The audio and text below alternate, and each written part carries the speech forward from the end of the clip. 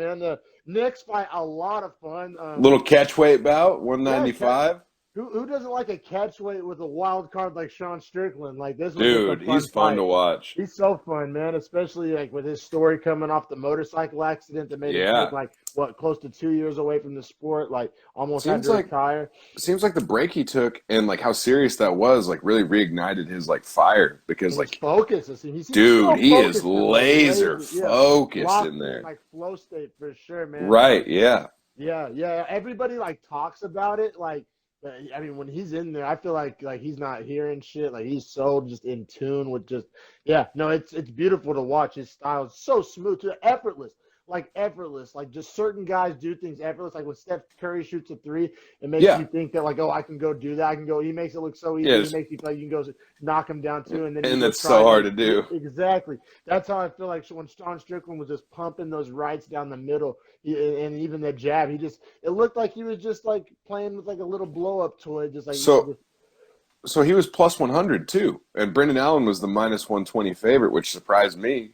I guess just because it was a catchweight and it was up for Sean Strickland, so I thought maybe that like he wouldn't have the power to transcend it. But like he was throwing some piss Strickland's missiles. a big dude. His frame is big. Tall, wide shoulders. Yeah, they're fighting at catchweight 195. Because when I was looking at this fight, like on the little the little lineup before the fights were starting, I was interested in it, obviously, and it said catchweight, but like at least on the website I was looking at, it didn't say what the catchweight was. So I was really interested to see like what they were actually going to fight at. I actually thought it was going to be 190, not 195, but I thought that was really interesting.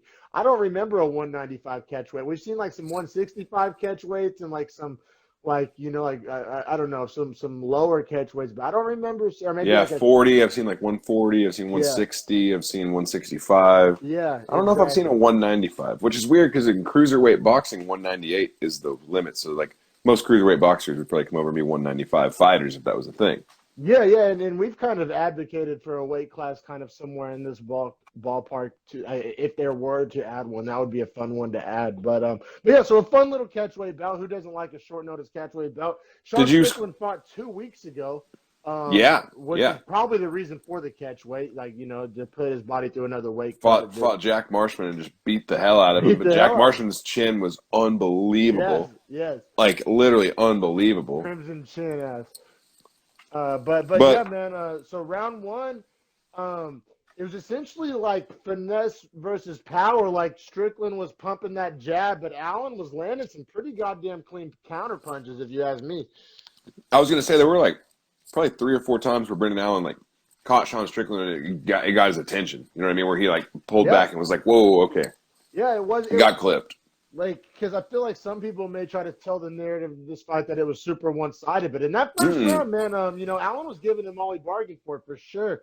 But yeah, then which I love when a fighter makes like a mental note of just like or tweaks a strategy just mid-fight. I love that. I love it in football when teams do it. I love it in all sports whenever they like in-game adjustments because as a former athlete, I know that's what separates good teams from bad teams and seriously. Bad fight. It really is.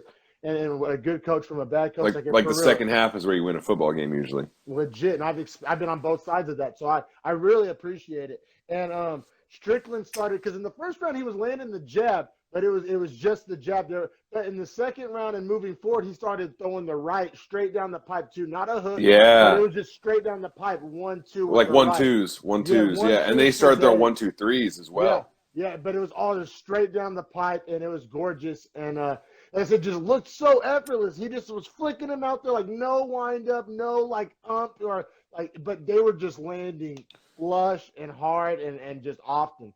Well, and that combination he landed that put Brendan Allen just like in La La Land was fucking a left, right, left, and it was just like a soft left hook with then just like a hard 1-2 behind it.